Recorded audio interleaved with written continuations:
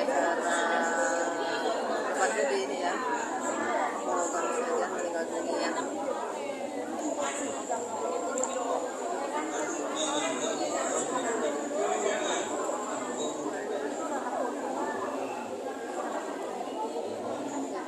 Semuanya lagi ramai.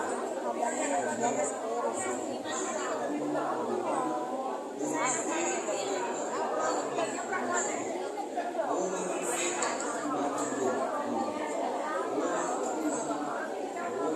meninggal usia 70 tahun, 2 minggu di rumah sakit.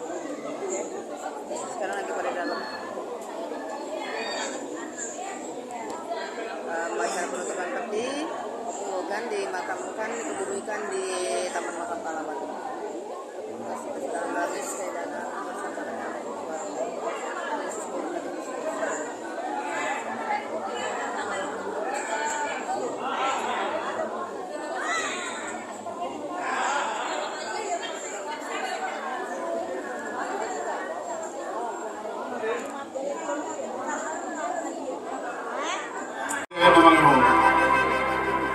Syukuri